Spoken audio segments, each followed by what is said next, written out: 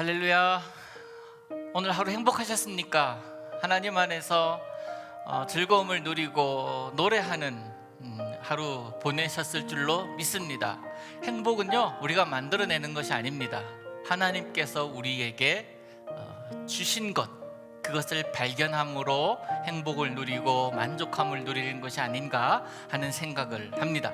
오늘도 말씀을 통해서, 찬송을 통해서, 기도함으로 하나님께서 우리 하나님이 되어주심에 대한 감사함, 그리고 그것 놀라우신 하나님의 은혜를 또한 다시 고백하는 이 시간 될 수 있기를 소망합니다. 자, 우리 마음 모아서 242장 찬양합니다.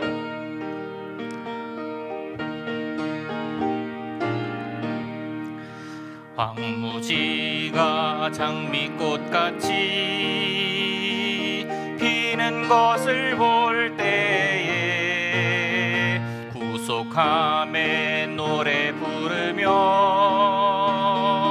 거룩한 길 다니리.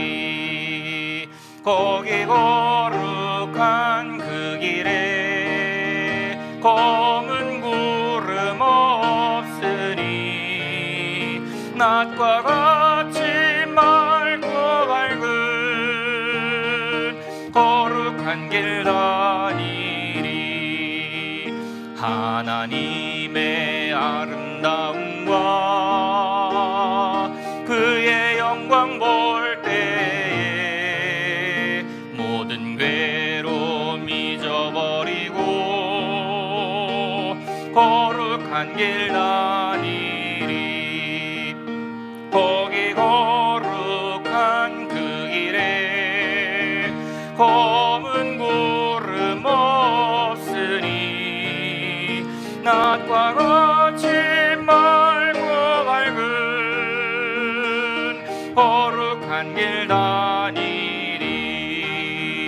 마른 땅에 샘물 터지고 사막에 물 흐를 때 기쁨으로 찬송 부르며 거룩한 길 다니리. 거기 거룩한 그 길에 검은 구름 없으니 낮과 같이 맑고 밝은 거룩한 길 다니리. 거기 악한 짐승 없으니 두려울 것 없겠네. 평안함과 즐거움으로 거룩한 길 다니리. 거기 거룩한 그 길에 검은 구름 없으니 낮과 같이 맑고 밝은 거룩한 길 다니리. 거기 죄인 전혀 없으니 거룩한 자뿐이라. 주님 주신 면류관 쓰고 거룩한 길 다니리. 거기 거룩한 그 길에 검은 구름 없으니 낮과 같이 맑고 밝은 거룩한 길 다니리. 아멘. 생각만 해도 즐겁지 않습니까? 생각만 해도 행복하지 않습니까? 그것이 우리에게는 언젠가 현실로 다가올 텐데 그것 기대하고 또 그것 바라보면서 오늘도 믿음 생활 신실하게 행하는 우리들 되기를 간절히 원합니다. 자, 오늘 우리에게 주신 하나님 말씀 봅니다. 마태복음 6장 9절의 말씀입니다. 마태복음 6장 9절의 말씀, 신약성경, 제가 가진 성경은 8면이 되겠습니다. 마태복음 6장 9절의 말씀을 우리 함께 봉독합니다. 시작. 그러므로 너희는 이렇게 기도하라. 하늘에 계신 우리 아버지여, 이름이 거룩히 여김을 받으시오며. 아멘. 우리 한 절 말씀 통해서 하나님의 은혜를 경험하기를 소망합니다. 여러분, 최근에 최근이라 하면은 짧게는 1년, 10년, 또 한 세기 어떻게 생각하도 관계없습니다. 최근에 가장 급성장한 종교가 뭐라고 생각하십니까? 종교라고 하면은 천주교도 있고 불교도 있고 유교, 이슬람교, 또 우리 기독교도 있겠죠. 이런 많은 종교들이 또 그 외에도 많이 있는데, 이들 가운데 가장 급성장한 종교가 뭐라고 생각하십니까? 불교, 천주교, 이슬람? 아니에요. 무신론교가 제일 급성장했다고 합니다. 이 무신론교에는 두 개의 종류가 있는데요, 이것은 두 개의 종류는 제가 그냥 나름대로 분리를 해본 겁니다. 아직 정리되지 않은 것이기 때문에 그렇다라고 단정 지을 수는 없지만, 제가 생각하기에 두 가지 종류가 있는데, 첫 번째 하나는 말 그대로 하나님은 없다라고 생각하는 사람들의 모임이에요. 그들이 종교로 모이는 건 아닙니다. 그냥 살아가면서 하나님 없다라고 생각하는 그런 한 부류가 있고, 또 한 부류는, 제가 생각하기에도 한 부류는 신앙이 있는 사람들, 종교를 가진 사람들이 말하는 그런 그렇게 너희들이 생각하는 그런 신은 없다라는 생각을 하는 사람들. 두 번째는 약간 조금 깊이 생각해 봐야 될 그런 종류라고 할 수 있습니다. 첫 번째는 그냥 신이 없다라는 것이지만, 두 번째는요, 무언가를 믿고 살아가는 사람들, 너희들이 생각하는 그런 신은 없다라는 것, 유토피아라고 생각하는 거예요. 이상적인 그런 생각 아니냐라고 이야기하는 그런 부류의 사람들입니다. 하나님이 있다, 신이 있다라고 믿는 자들을 유신론자라고 한다 그러면은, 하나님은 없다, 그런 부류의 사람을 무신론자라고 하지 않습니까? 무신론자든 유신론자든 모두가 다 언젠가 죽음 앞에 서게 되는데, 우리 하나님을 믿는 사람들은 죽음 앞에서도 담담합니다. 의연합니다. 왜 그럴 수 있냐면, 하나님의 나라의 영광을 보면서 눈을 감을 수 있기 때문에 그렇습니다.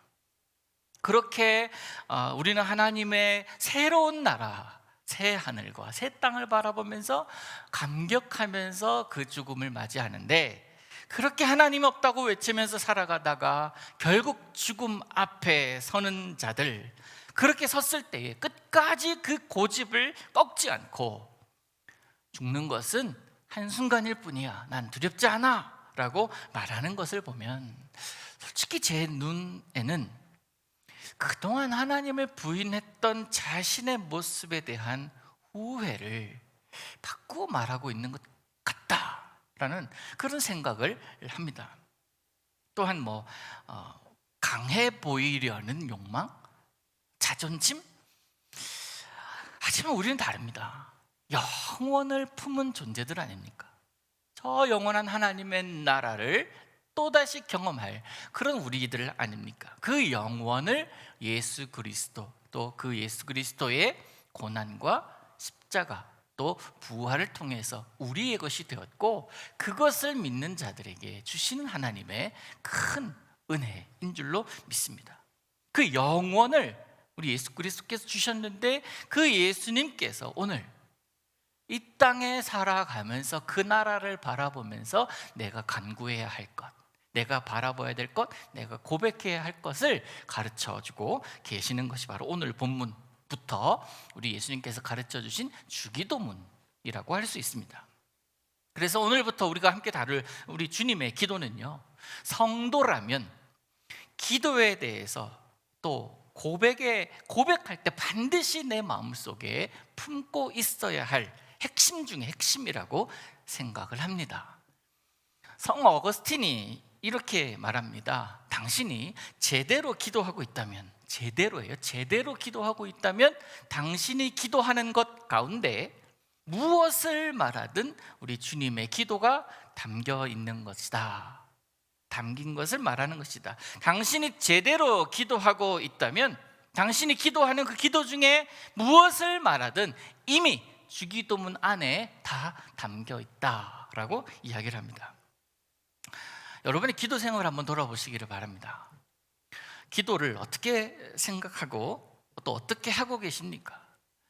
하나님을 조종하는, 하나님의 마음을 움직이는 리모컨 정도로 생각하는 사람도 있고, 기도 응답을 주문하면 배송되는 그런 상품이라고 생각하기도 합니다. 주일에 말씀드렸듯이 우리 하나님을 알라딘의 램프의 지니처럼 생각하는 그런 생각하면서 기도하는 사람도 있잖아요.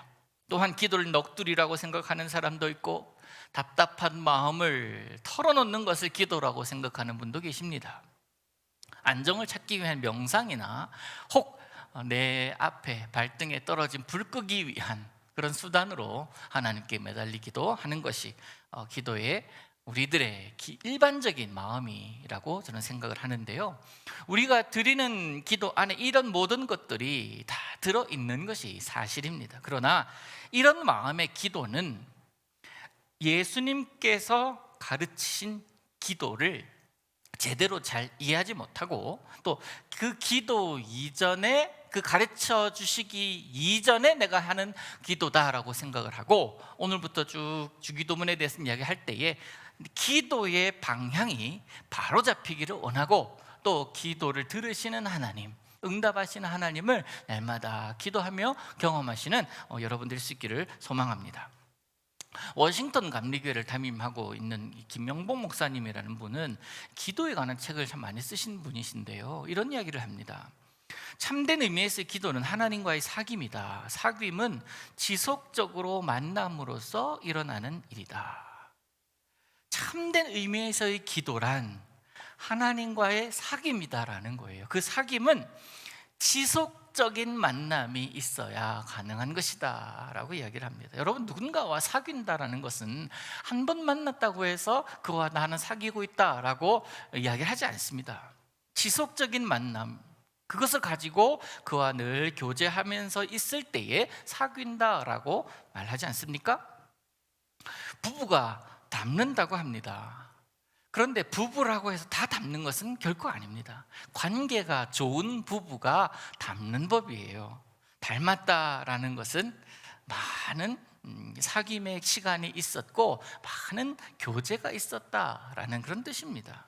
같이 지내면서 함께 웃고, 어떤 한 일로 인해서 함께 울고, 또 함께 분노하고, 함께 참고, 때로는 말없이 그냥 동네를 손잡고 함께 걸으면서 동네 사람들과 이야기도 나누고, 또 돌아서서는 때로는 좋은 뒷담화도 같이 하면서 그런 관계들을 오랫동안 유지했을 때에 비로소 닮아간다라고 이야기를 하지 않습니까? 수많은 목회자들이 강단에서 우리 모두는 하나님을 닮은 사람이 되어야 합니다 라고 설교합니다. 그것이 옳기 때문에 그렇습니다. 그러면 하나님을 닮으려면 어떻게 해야 합니까? 어떻게 해야 하나님을 닮아갈 수가 있겠습니까?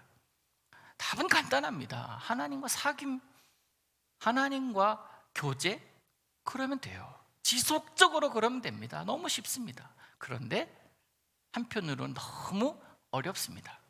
그래서 하나님과 닮아갈 수 있도록 예수님은 하나의 방법을 제시해 주는 것이 바로 오늘 주기도문이다 라고 생각하시면 됩니다. 바라기는 우리 제일의 모든 성도가 하나님, 세상과의 사귐에는 늘 꼴찌하시기를 바라고, 우리 하나님과의 사귐에는 이든가라면 서러워하시는 그런 믿음의 사람들로 설 수 있기를 간절히 소망합니다. 저도 노력할 것입니다. 우리 함께 노력하면서 하나님과의 깊은 사귐, 친밀한 교제가 늘 있는 그런 여러분 되기를 간절히 소망합니다. 독일의 시인인 릴케는 이런 기도시를 남깁니다. 제가 읽어드릴게요. 제 눈을 감겨주소서 주님을 볼 수 있도록, 제 귀를 막아주소서 주님의 음성을 들을 수 있도록, 발이 묶여도 저는 주님께 가렵니다. 혀가 없어도 주님께 기도하렵니다. 제 팔을 꺾어 주십시오.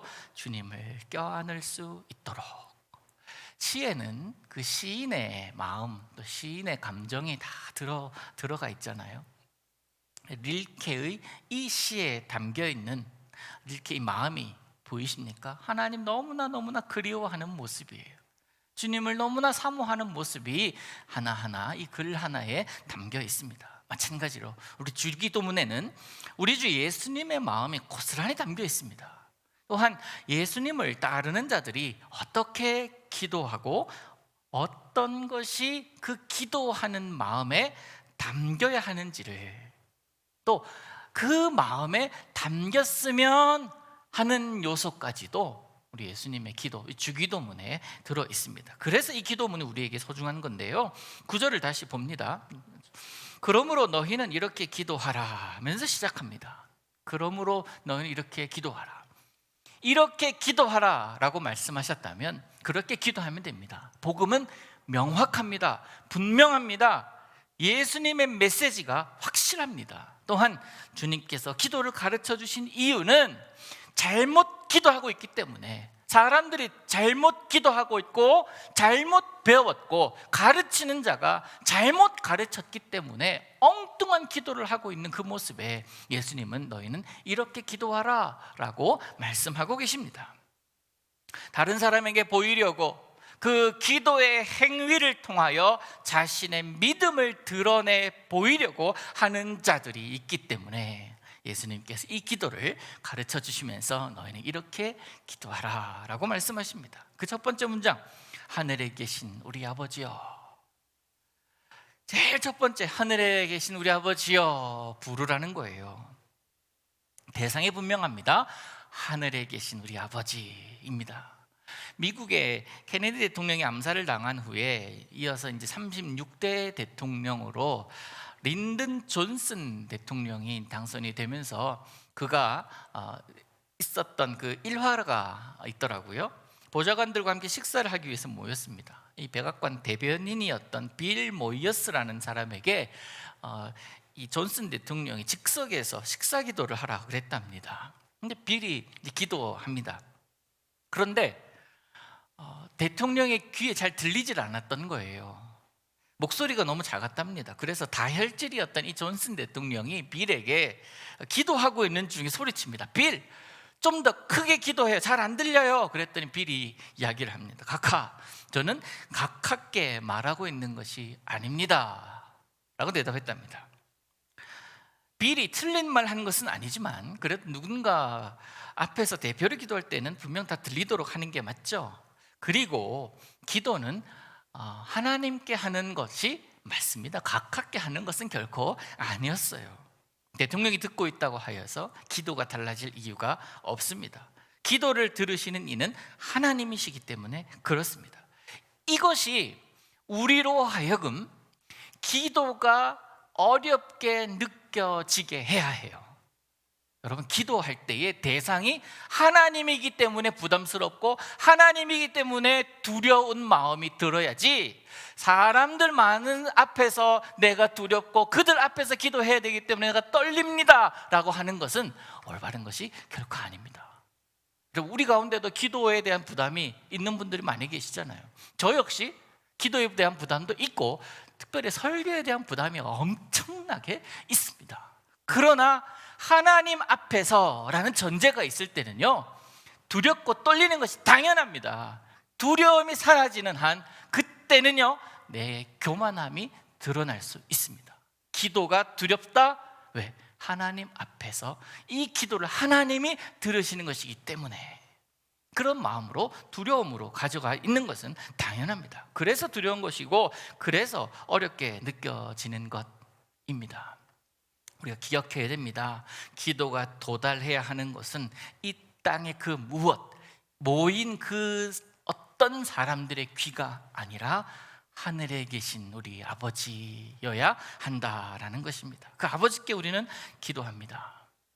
대상이 누구인지 생각하지 않은 글이나 연설문은 아무런 의미가 없을 뿐만 아니라 대상의 호응을 바랄 수도, 변화를 기대할 수도 없습니다.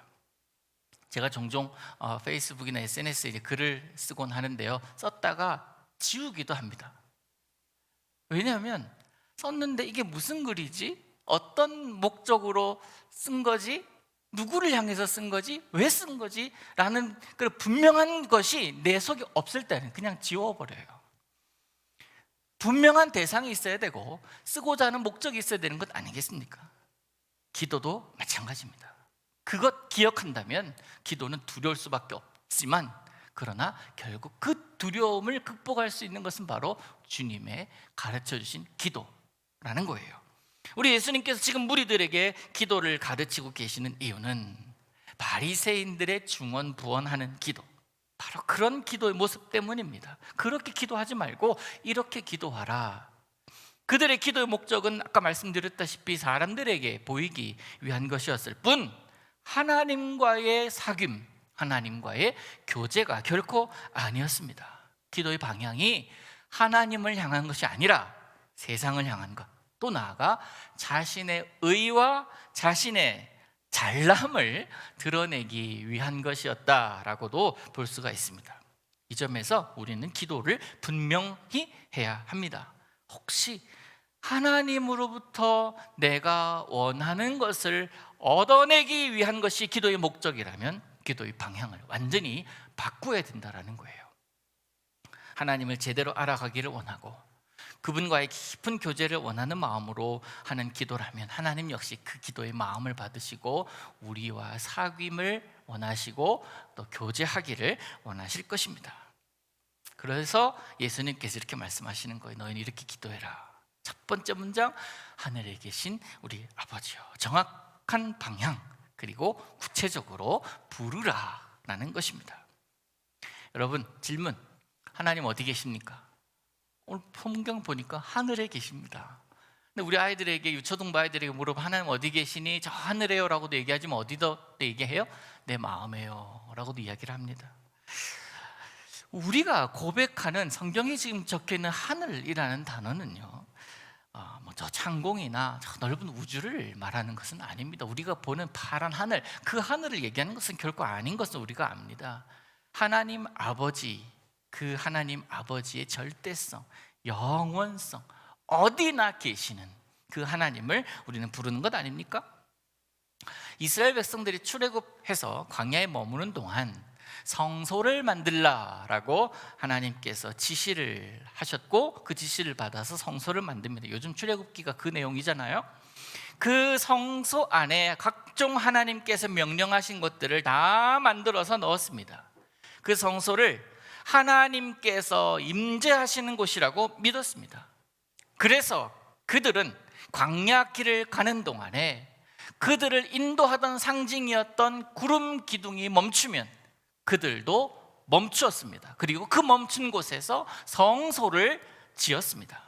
그런데 그 구름 기둥이 이동을 할 때에는 다시 그 성소를 둘둘둘 말아서 메고 이어갔습니다. 특별히 증거궤라고 하는 언약궤, 법궤라고도 하죠. 제사장들이 메고 나갑니다. 여러분, 하나님이 그곳에만 계십니까? 그 성소에만 머무십니까? 이스라엘 백성도 그렇게 생각했었어요. 그런데 지금 우리가 보기에는 그 모습은 편협된 시각이다라고 얘기를 하잖아요. 어디에나 계시는 분 아니십니까? 하나님은 그곳에, 어느 한 곳에 제한되는 분은 결코 아닙니다. 하늘에 계신 우리 아버지요, 하늘에 계시다, 그 스카이에 계시다 아니에요. 우리가 말하는 그 스카이가 아니라 온 인류 가운데, 온 세상 속에, 우리들의 마음 속에 또 계시는 하나님이심을 우리는 고백합니다. 그리고 또 하나, 하늘에 계시다는 말은 하나님은 땅에 거하는 우리와는 완전히 다른 분이다라는 것입니다. 여러분은 하나님을 얼마나 알고 계십니까? 하나님이 누구십니까? 라고 물어볼 때에 어떤 대답을 가지고 계십니까? 하나님이 어떤 분이신지 한 사람 한 사람에게 물으면 제대로 하나님에 대해서 대답할 수 있는 사람이 얼마나 될까요? 전능하신 분이시다, 영원하신 분이시다, 완전하신 분이시다, 이 땅을 창조하신 분이시다, 온 세상 만물의 주인이시다, 그렇게 고백합니다. 근데 그 고백이 나로부터 시작된 고백이냐라는 겁니다. 내가 그 하나님을 만나서 그 하나님을 느껴서 나오는 고백이냐라는 거예요. 네 고백은 뭐냐라는 질문을 했을 때 정확하게 대답할 수 있는 그 대답이 여러분에게 있으십니까? 저는 하나님 생각하면 그저 좋습니다. 그저 그냥 감격해서 그냥 마음이 다른 것들 잊어버리게 되어지는 것 같아요. 가만히 여기 앉아서 혼자 묵상하면, 하나님 생각하면 참 좋다. 참 하나님 계셔서 너무나 좋다. 그 하나님의 부르심을 받은 사랑하는 존재다라는 사실에 대해서 문득 뭉클하게 되고 감격합니다. 그래서 좋으신 하나님, 이 찬양이 계속 나와요. 그래서 저한테 하나님 어떤 분이시냐라고 물어보신다면, 전능하신 하나님이시다, 완전하신 하나님이시다, 창조주 하나님이시다, 이 성경에 나오는 그 하나님의 속성을 이야기하기 전에 저는 참 좋은 분이십니다 라고 이야기를 할 것 같아요. 우리가 매일 하나님께 기도하고 하나님을 생각하며 예배하지만 정작 하나님께 관심을 두고 있는지, 아니면 하나님이 주시는 그 무언가를 얻어내기 위해서 예배하고 기도하고 있는 것은 아닌지 생각해 볼 필요가 분명히 있습니다. 하나님의 얼굴을 보려 하지 않고 그 하나님의 손에 들려 있는 그 우리가 소위 말하는 복, 그것에 관심이 있는 신앙생활은 아닌지 우린 돌아보아야 되지 않겠습니까? 사랑하는 성도 여러분, 하늘에 계신 우리 아버지, 그분은 지금도 여전히 살아계셔서 우리의 기도를 들으시고 계시는 분이십니다. 하나님은 세상의 잡신이나 사람들이 만들어낸 우상과는 다른 분이십니다. 우상은 나를 편하게 해줄지 몰라도 나를 변화시키지는 못합니다. 우상은 나에게만 주는 어떤 특별한 의미가 있을지 몰라도 나를 구원해 주지는 못하고, 결국 땅에 있는 우상, 내가 우상 삼고 있는, 내가 만들어 놓은 그 우상은 있다가도 없어지는 안개와 같은 것이지만, 하나님은 때로는 나를 동굴로 들어가고 터널로 들어가게 하시지만, 그래서 내가 많이 힘들다고 그렇게 느껴지게 하지만 결국 나를 가장 좋은 것으로 채우시는 그런 분이심을 믿으시기를 바랍니다. 우상이 주는 큰 무언가가 있어도 하나님 외에는 나를 구원할 자가 없음을 고백하는 것, 그것이 바로 믿음 아니겠습니까? 그 하나님은 영원하신 하나님이셔서 저와 여러분을 지키시고 늘 함께 하십니다. 그 하나님께 기도하라, 하늘에 계신 우리 아버지요 라고 부르며 기도하라 라고 예수님은 가르치고 계시는 것입니다. 우리가 기도하는 대상은 그런 분이십니다. 사람이 만들어낸 우상도 아니요, 사람도 아닙니다. 온 천지를 창조하시고 운행하시는 분이십니다. 우리를 지으신 하나님이시요, 우리를 너무나 잘 아시는 분이십니다. 우리가 행복하면 그 하나님도 행복해 하시고, 우리가 힘들고 어려워할 때, 슬퍼할 때에 이기라고 견디라고 옆에서 응원하시는 분이시고 함께 힘들어하시는 그런 분이십니다. 땅에 사는 우리가 하늘에 계시는 아버지께 기도함, 있을 수 없는 일을 예수님께서 있게 하셨습니다. 그 하늘에 계신 그 크신 하나님을 아버지라고 부를 수 있도록 예수님은 말씀해 주셨습니다. 그래서 기도 자체에 감격이 있는 것이고, 기도함 자체가 은혜가 되는 것입니다. 오늘 저와 여러분이 이 나눈 한 절, 이 한 절에도 큰 의미가 있습니다. 그분은 하늘에 계십니다. 그리고 그분은 나의 아버지이십니다. 아버지라고 부르도록, 그 하늘에 계시는 그분에게 아버지라고 부를 수 있도록 우리 예수님 허락해 주심, 그것만으로도 얼마나 큰 은혜입니까? 근데 이 감격스러운 기도가 첫 번째 문장으로 끝나는 것이 아니라 계속 이어져 갑니다. 그 이름이 거룩히 여김을 받으소서. 내가 거룩하게 그 이름을 높일 때에 그분은 거룩히 여김을 받으시겠지요. 쭉 이어가면서 이 주기도문에 대한 묵상을 다시 하는 계기가 될 수 있기를 소망합니다. 우리 주님 산 위에서 이렇게 기도를 가르쳐 주셨습니다. 가르쳐 주신 기도, 그 기도대로 기도할 때에 우리 신앙생활의 뿌리는 깊어질 것이고 우리 열매는 아름답게 맺혀질 줄로 믿습니다. 이 기도가 여러분의 생활과 영혼 깊숙한 곳까지 뿌리 내리기를 우리 예수님의 이름으로 축복합니다. 자, 오늘도 오늘 우리가 함께 기도했던 123 기도 운동 기도 제목을 가지고 한 마음으로 한 목소리로 기도합니다. 오늘도 하나님 앞에서는 거룩과 성결의 모습으로, 세상에서는 하나님의 자녀다운 모습으로 살아가게 하옵소서. 코로나 바이러스의 확산이 멈추고 확진자도 줄며 회복되어 일상으로 돌아오는 자가 많아질 수 있도록 서로가 조심하고 서로가 협력하기를 소홀히 하지 않게 하옵소서. 제일교회와 함께 사역하고 함께 동역하는 이 땅의 현지 사역자들과 선교사님들의 삶 속에 강건함을 주셔서 어렵고 힘든 과정 속에서도 하나님의 살아계심을 보게 하옵소서. 예수님의 이름으로 기도하옵나이다. 아멘. 여러분도 들으셨다시피 우리 계속 과테말라 지역에도 코로나 바이러스가 줄지 않고 있습니다. 통계 내에 들어와 있는 분들도 있겠지만 통계 밖에 있는 분들도 계셔서 이보다 더 많은 것이 사실이다라는 것이 우리의 일상적인 생각입니다.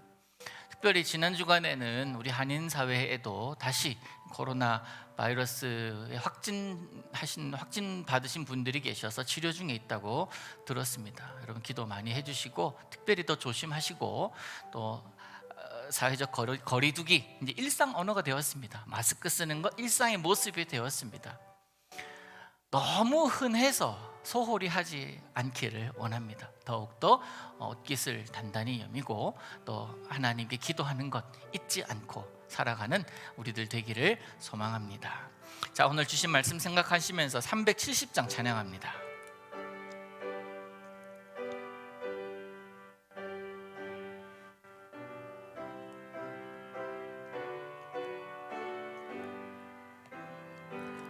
주 안에 있는 나에게 딴 근심이 있으랴.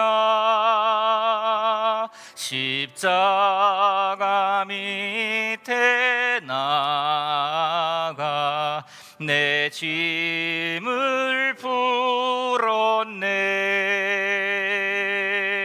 주님을 찬송하면서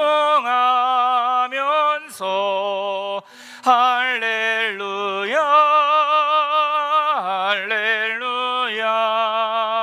내 앞길 멀고 험해도 나 주님만 따라가리. 그 두려움이 변하여 내 기도 되었고 전날의 한숨 변하여 내 노래 되었네. 주님을 찬송하면서 할렐루야 할렐루야. 내 앞길 멀고 험해도 주님만 따라가리. 내 주는 자비하셔서 늘 함께 계시고 내 궁핍함을 하시고 늘 채워주시네.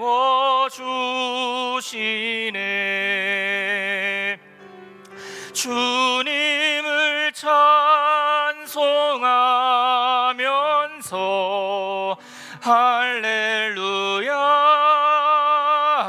할렐루야. 내 앞길 멀고 험해도 나 주님만 따라가리.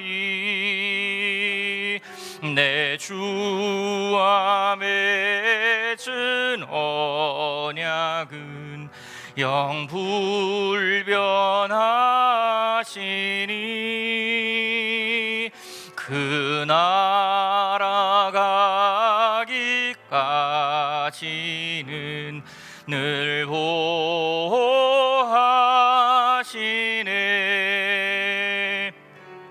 주님을 찬송하면서 할렐루야 할렐루야. 내 앞길 멀고 험해도 나 주님만 따라가리. 아멘. 우리 가는 길이 험하고 어려워도 우리 주님 따라가면 하나님께서 길을 만드시는 줄로 믿습니다. 우리 그 길 따라가면 돼요. 그래서 우리가 주님을 길이요라고 이야기하는 것 아니겠습니까? 그 길이신 예수님께서 우리에게 가장 좋은 기도의 모범을 가르쳐 주셨습니다. 그것을 주기도문이라고 하죠. 주기도문을 안수받은 목사가 없을 때 하는 모임에서 제일 마지막에 하곤 합니다. 제일 처음에 해도 관계는 없는데 제일 마지막에 합니다. 완성이라는 뜻으로 하겠죠. 오늘부터는 주기도문을 함께 나눌 때에 축도 대신에 우리 주님께서 가르쳐 주신 기도문을 함께 기억하고 고백함으로 수요 예배를 마무리하도록 하겠습니다. 우리 주기도문 함께 합니다. 하늘에 계신 우리 아버지여, 이름이 거룩히 여김을 받으시오며 나라의 임하옵시며 뜻이 하늘에서 이룬 것 같이 땅에서도 이루어지이다. 오늘날 우리에게 일용할 양식을 주옵시고 우리가 우리에게 죄 지은 자를 사하여 준 것 같이 우리 죄를 사하여 주옵시고 우리를 시험에 들게 하지 마옵시고 다만 악에서 구하옵소서.